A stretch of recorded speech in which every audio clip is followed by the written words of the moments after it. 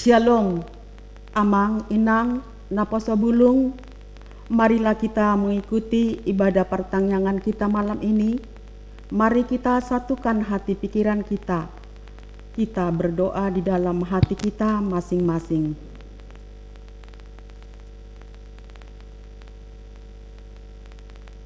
Amin. Kita bernyanyi memuji Tuhan dari buku ED nomor 29 ayat 1 dan ayat 2.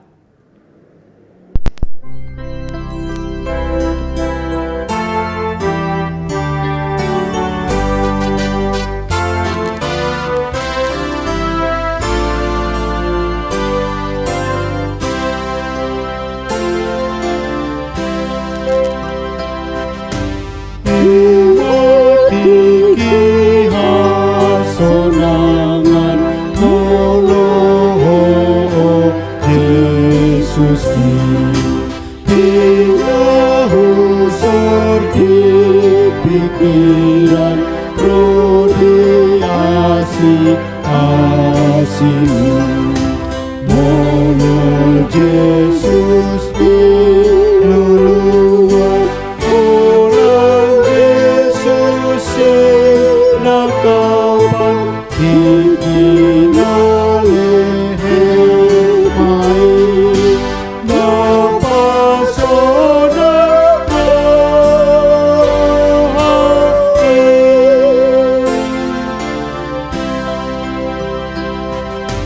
Sai buas nai lehonon Yesus asih irohan Sai girgirdo topotong na uasan dikata Godomu walhang ngoluan Bagasan ho oh Tuhan jala saya potando sasudenaro Tuhan.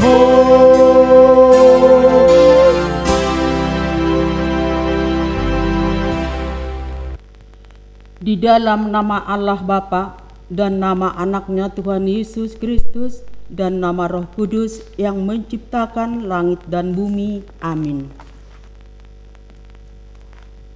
Bersukacitalah bersama-sama Yerusalem dan bersorak-soraklah karenanya, hai semua orang yang mencintainya.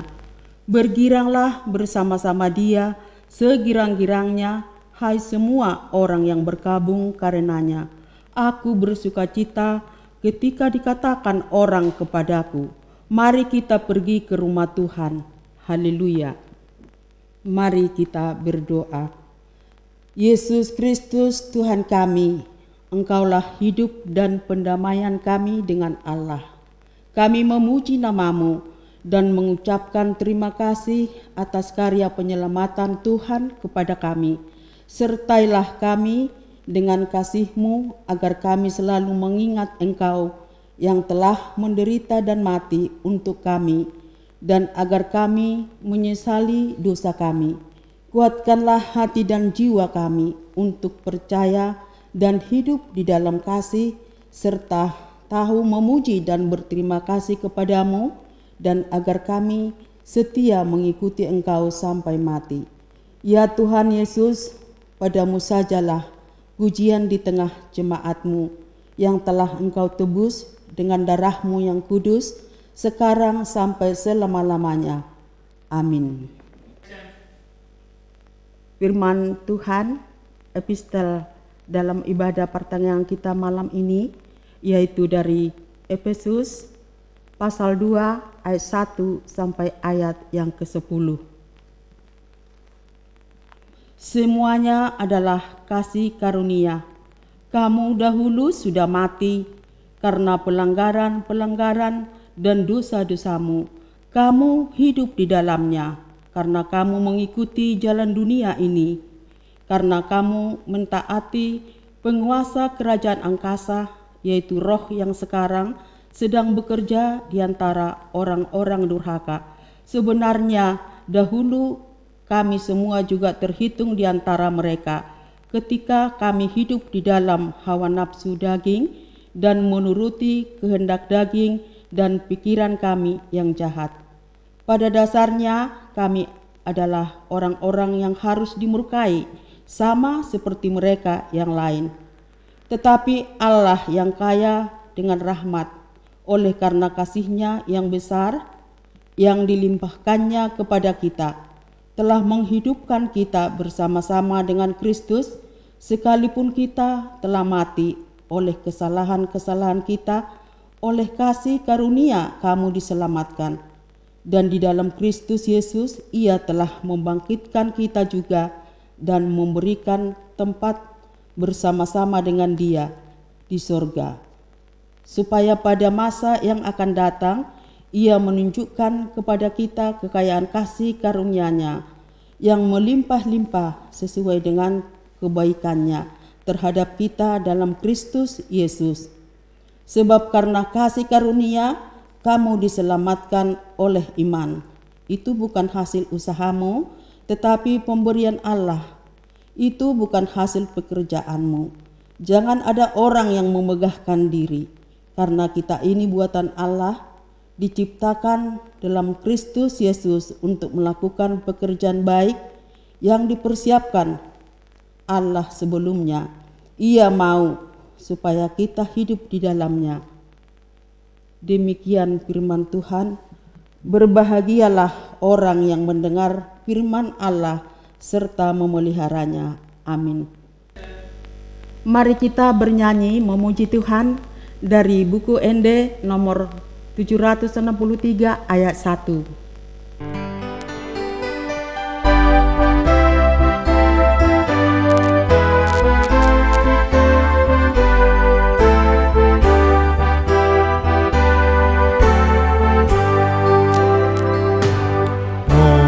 Jesus dengan mi las roham, Jesus si pangurupim las roham, hot hapor seaon mi dohot pos ni rohami, mardongaton Jesus si las roham, las roham, las roham, mardongaton Jesusi las roham, marsinon nang madiho ditang pakirimoni, mardongaton Jesusi las roham.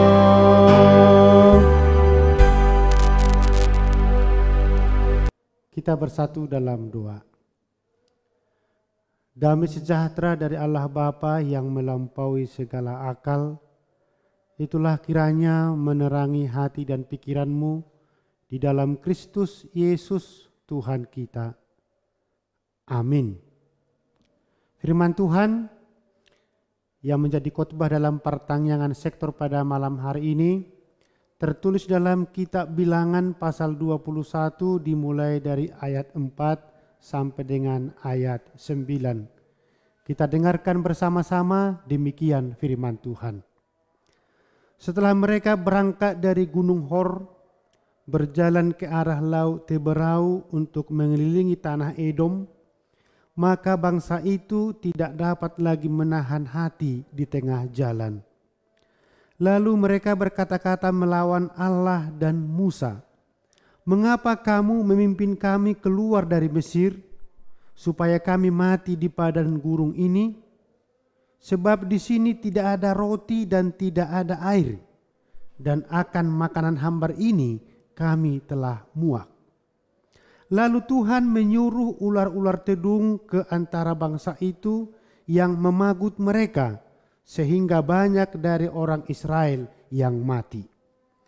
Kemudian datanglah bangsa itu mendapatkan Musa dan berkata, "Kami telah berdosa, sebab kami berkata-kata melawan Tuhan dan engkau. Berdoalah kepada Tuhan supaya dijauhkannya ular-ular ini daripada kami. Lalu Musa berdoa untuk bangsa itu.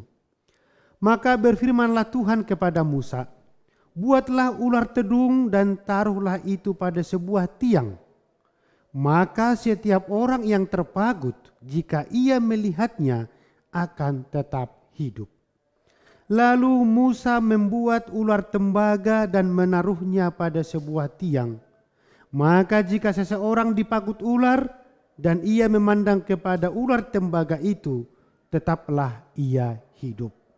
Demikian firman Tuhan.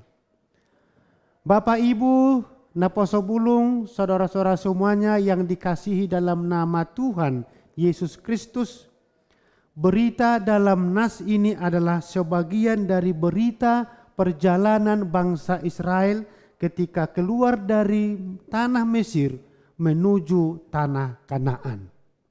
Banyak peristiwa yang mereka alami selama perjalanan, tetapi Tuhan tetap memelihara mereka dengan kuasa yang sangat luar biasa.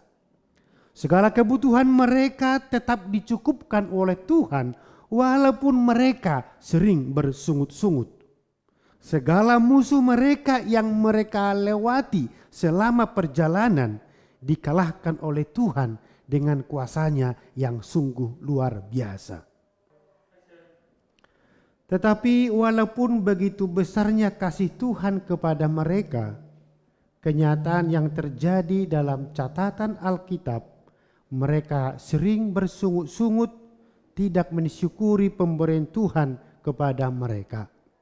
Bahkan yang lebih parah adalah peristiwa di Gunung Sinai, di mana ketika Musa menghadap Allah di puncak gunung itu untuk menerima hukum Taurat.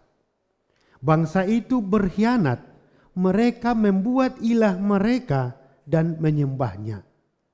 Dalam hal ini Allah dan Musa sangat murka. Tetapi walaupun demikian, Tuhan tetap mengampuni dan mengasihi mereka. Begitulah terus yang terjadi ketika umat itu berjalan menuju tanah Kanaan.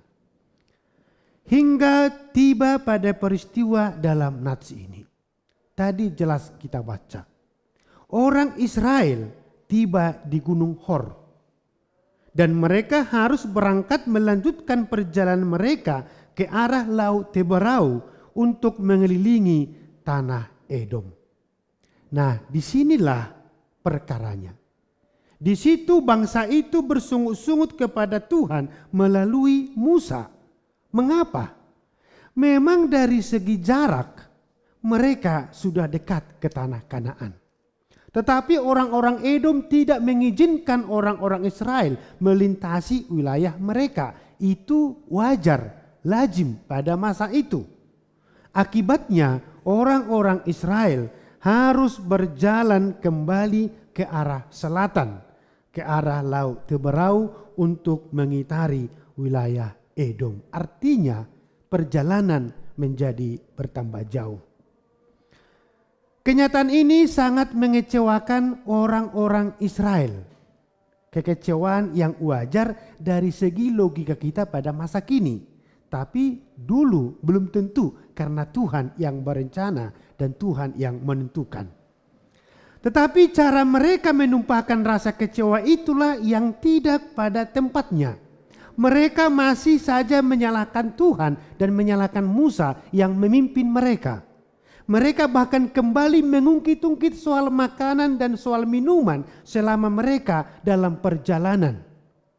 Mereka menyebut manna sebagai makanan hambar yang membuat mereka muak. Situasi itu membuat mereka gelap mata terhadap berkat Tuhan yang mereka alami selama perjalanan. Seharusnya mereka bersyukur atas manna yang telah membuat mereka bertahan hidup. Bahwa makanan dan minuman selama perjalanan di padang gurun memang sangat terbatas. Dan kita berkata, bukankah itu sesuatu yang wajar? Terbatas dalam arti mengingat keadaan mereka di tanah Mesir. Dengan makanan manna itu memang tidak ada apa-apanya ketika diingat makanan mereka di Mesir. Tetapi selama perjalanan, situasi yang terlihat, mereka yang tidak membajak, tidak menanam, tidak menabur selama dalam perjalanan, tetapi segala kebutuhan mereka dicukupkan Tuhan dengan cara Tuhan yang sangat luar biasa. Dari situ seharusnya bangsa itu bersyukur, tetapi kenyataannya tidak. Mereka selalu bersungut-sungut. Karena mereka bersungut-sungut, maka Tuhan mendatangkan ular-ular tedung dan memagut mereka sehingga banyak yang meninggal. Kita bisa membayangkan dalam kerumunan perjalanan mereka, tiba-tiba begitu banyak ular berkeluaran dari tanah dan memagut mereka dan banyak yang meninggal. Tentu situasi itu sangat menakutkan. Nah, setelah benar-benar terancam oleh kematian, barulah mereka sadar dan mengaku bersalah, mengaku berdosa kepada Tuhan dan memohon Musa supaya berdoa kepada Tuhan supaya musibah itu berakhir. Saudara-saudara yang dikasihi dalam nama Tuhan Yesus Kristus, disinilah kita melihat bahwa Tuhan itu memang sungguh maha kasih. Tuhan itu mengingat janjinya. Tuhan masih membuka pintu kesempatan bagi mereka. Maka Tuhan menyuruh Musa untuk membuat ular tembaga dan menaruhnya pada sebuah tiang. Tuhan membuat syarat bahwa mereka akan tetap hidup jika mereka memandang ular yang dibuat Musa di dalam suatu tongkat atau tiang tersebut. Ular tembaga atau bisa kita katakan replika ular tedung tersebut. Ini adalah sebuah tindakan simbolis untuk menyatakan ketaatan mereka kepada Tuhan. Ketaatan penuh kepada Allah adalah sikap yang terbaik untuk menghadapi situasi yang tidak menyenangkan. Benar memang, dalam hidup beriman, yang dituntut dari kita adalah ketaatan, kesetiaan, kepatuhan. Apapun itu di luar nalar kita, di luar logika manusia, jika Tuhan sudah berfirman, maka itu menjadi sebuah kebenaran. Secara logika kita, apalah arti memandang ular yang digantung di tiang dari tembaga replika ular tedung tersebut. Tetapi Tuhan berfirman, siapa yang memandang, dia akan selamat, tidak mati. Maka di sini Tuhan menekankan taat dan percaya. Saudara-saudara yang dikasihi dalam nama Tuhan Yesus Kristus, di masa-masa ini kita merayakan atau mengingat masa sengsara Tuhan Yesus menuju jalan salib. Ada hubungan dari nats ini. Kalau kita baca dalam perjanjian baru, ternyata dari pernyataan Tuhan Yesus sendiri kita tahu bahwa ular tembaga tersebut adalah gambaran tentang Kristus yang harus ditinggikan agar kita yang memandang kepadanya boleh diselamatkan. Itu bisa kita baca dalam Yohanes 3 ayat 14 sampai 15. Maksud ditinggikan di sini tentu adalah disalibkan, seperti yang juga disebutkan oleh Tuhan Yesus dalam Yohanes 12 ayat 32 sampai ayat 33. Sebagaimana orang Israel selamat dari pagutan ular jika mereka memandang pada ular tembaga, demikian juga kita orang percaya akan selamat dari dosa jika kita memandang pada salib Kristus. Dan bukan hanya itu, kapanpun kita merasa hidup ini terlalu berat, maka kita boleh senantiasa memandang pada salib Kristus, sehingga kita tetap kuat dan akan berkemenangan. Jika kita hanya melihat pada diri kita sendiri, maka yang ada adalah sungut-sungut, ketidakpuasan, tidak ada bersyukur. Yang ada adalah sungut-sungut kelemahan, kekecewaan, dan juga penyesalan. Tetapi jika kita memandang pada salib Kristus, maka kita akan beroleh kekuatan, akan beroleh pengampunan, dan beroleh hidup yang bermakna. Maka mari kita mensyukuri yang sudah kita capai hingga saat ini, dan kita harus terus berjuang selama kita hidup. Dan kita harus yakin Tuhan pasti akan menolong kita. Tidak ada gunanya bersungut-sungut. Mari kita perhatikan seperti cuplikan dalam video berikut ini. Mungkin kita sudah pada mengenal semua, sudah pada tahu seorang motivator yang sangat luar biasa. Dengan fisik yang terbatas, tetapi dia bisa memberikan semangat bagi kita yang normal ini untuk mensyukuri apa yang sudah kita raih. Jangan kita bersungut-sungut. Namanya adalah seorang motivator yang sangat terbatas secara fisik, Nick Fujiki. Mari kita saksikan bersama.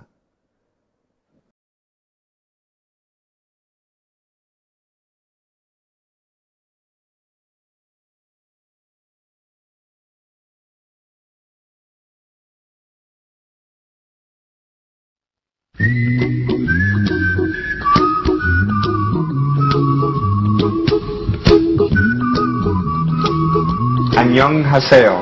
My name is Nick Vujicic, and I love traveling around the world, fishing, golfing, and swimming. I love living life. I am happy.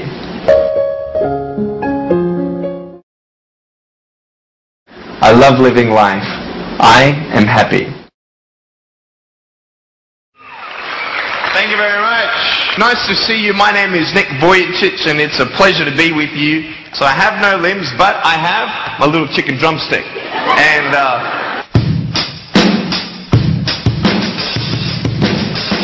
so it's like, you like that? That would be really cool if I could get this and get some techno going. Like, here we go. 1, 2, 3, 4. Yeah. There you go. You like that? Is that cool? Beautiful. But honestly, along the way you might fall down like this. Ready? Right? Hello! Right. So what do you do when you fall down? Get back up. Everybody knows to get back up, because if I start walking, I'm not going to get anywhere. But I tell you, there are some times in life where you fall down and you feel like you don't have the strength to get back up. Do you think you have hope? Because I tell you, I'm down here, face down, and I have no arms, no legs. It should be impossible for me to get back up, but it's not. You see, I will try 100 times to get up, and if I fail 100 times, if I fail and I give up, do you think that I'm ever going to get up? No. But if I fail, I try again, and again, and again. But I just want you to know that it's not the end. It matters how you're going to finish. Are you going to finish strong? And you will find that strength to get back up like this.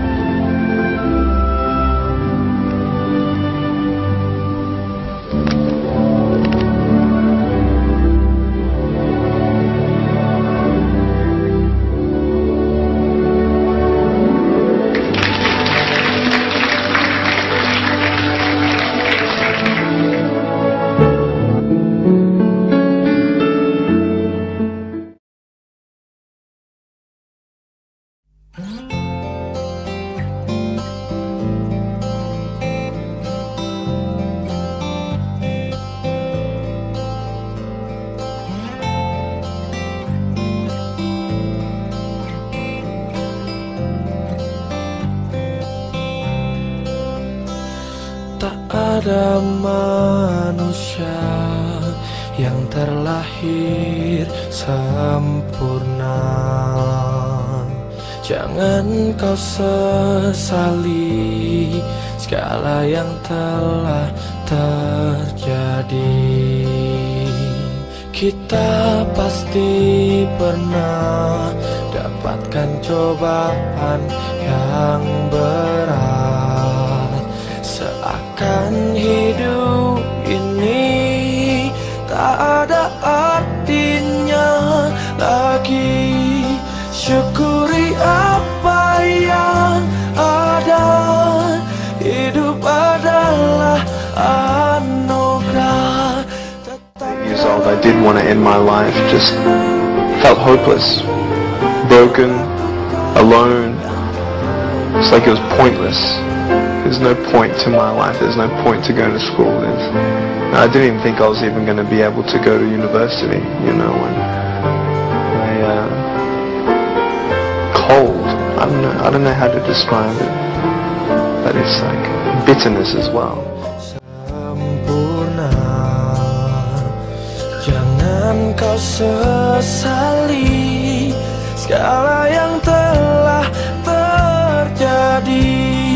Syukuri apa yang ada.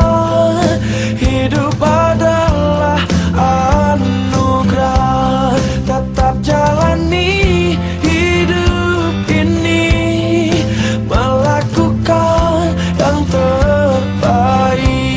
Tuhan pastikan menunjukkan kebesaran dan kuasanya bagi hambanya yang sabar dan tak kenal putus asa.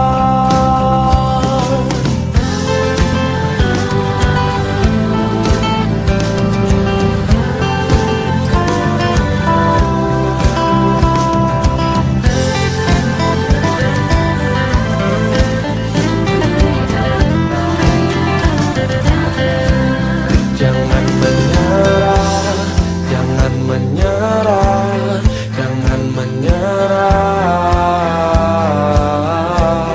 jangan menyerah, jangan menyerah, jangan menyerah.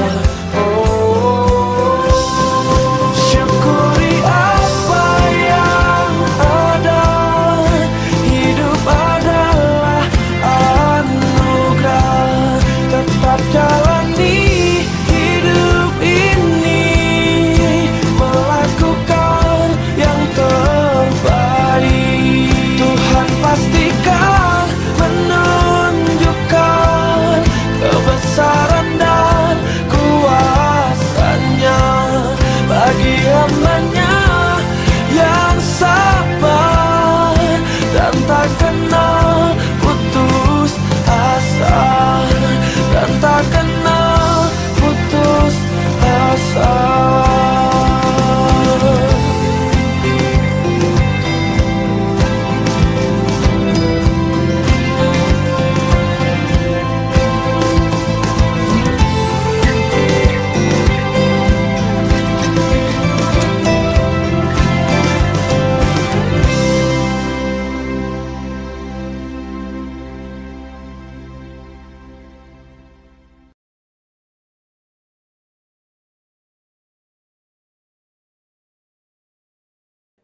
Saudara-saudara yang dikasihi dalam nama Tuhan Yesus Kristus, situasi yang sukar tidak akan menjadi lebih ringan dengan keluh kesah.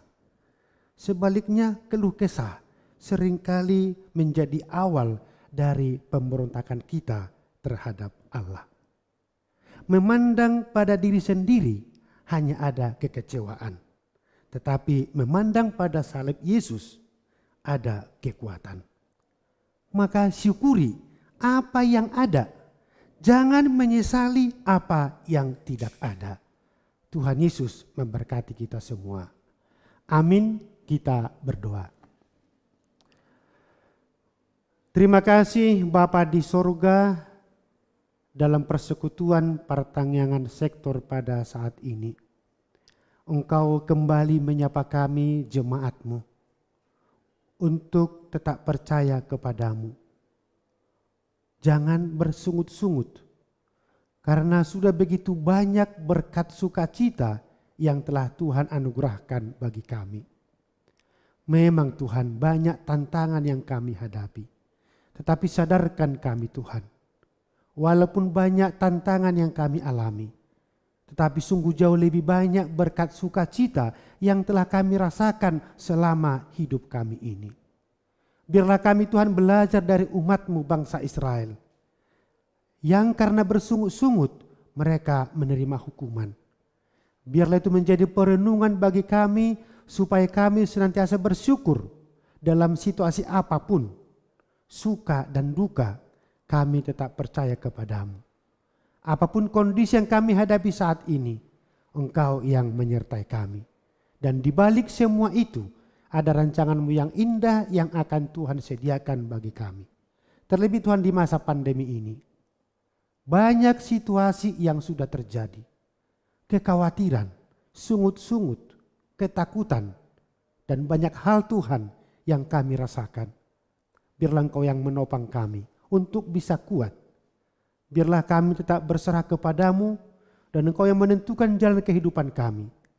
Dan kami mohon kepada-Mu Tuhan, lindungi kami di masa pandemi ini, supaya kami semua sehat-sehat dalam setiap aktivitas kami.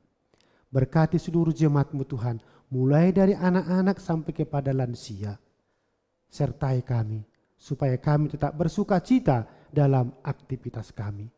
Dan jemaat-Mu yang sakit sembuhkan Tuhan, sehingga kami semua bersuka cita memuji dan memuliakan nama-Mu. Ampuni dosa-dosa kami Tuhan. Dalam nama Yesus Kristus kami berdoa kepada-Mu. Amin. Kita bernyanyi dari buku ND nomor 467 ayat 1 dan 2 sambil mengumpulkan persembahan.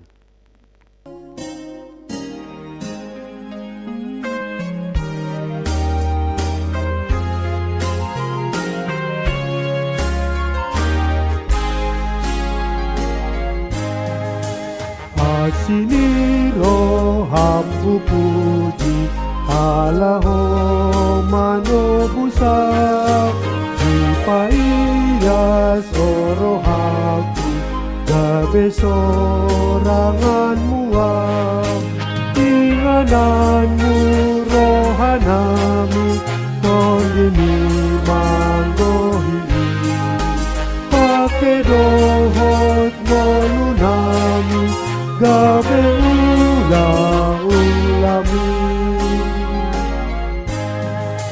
saramoti marohaku asaboy gohan muak say maborma pasu-pasu nang marit esiana ingananmu rohanami tondini manggohi pake dohot molunami gawe ula-ulami.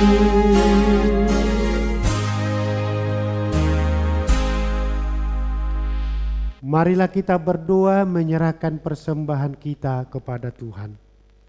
Ya Allah Bapa kami yang di surga, kami mengaku bahwa Tuhan adalah sumber dari segala karunia yang melimpah dalam kehidupan kami masing-masing. Sebahagian daripada karunia itu kami serahkan kembali sebagai persembahan kepada Tuhan. Terimalah dan berkatilah persembahan umat-Mu ini, agar dapat kami pergunakan untuk pekerjaan dan pelayanan kerajaan Tuhan di dunia ini. Bukalah hati kami untuk mengenal betapa banyak berkat dan karunia yang kami peroleh dari Tuhan, supaya kami senantiasa bersyukur kepada-Mu di dalam nama Yesus Kristus Tuhan kami. Amin. Kita bersama-sama berdoa dalam doa Bapa kami. Bapa kami yang di surga, dikuduskanlah nama-Mu, datanglah kerajaan-Mu, jadilah kehendak-Mu di bumi seperti di surga. Berikanlah kami pada hari ini makanan kami yang secukupnya, dan ampunilah kami akan kesalahan kami, seperti kami juga telah mengampuni orang yang bersalah kepada kami. Dan janganlah membawa kami ke dalam pencobaan, tetapi lepaskanlah kami daripada yang jahat. Karena Engkaulah yang punya kerajaan dan kekuasaan dan kemuliaan sampai selama-lamanya. Amin. Anugerah Tuhan kita Yesus Kristus, kasih setia dari Allah Bapa, dan persekutuan Roh Kudus kiranya menyertai kamu sekalian. Amin. Amin.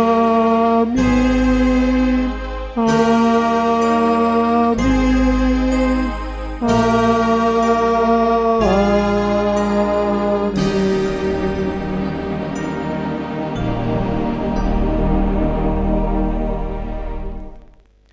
Demikianlah pertanyaan kita pada saat ini. Tuhan Yesus memberkati kita semua. Salam sehat selalu.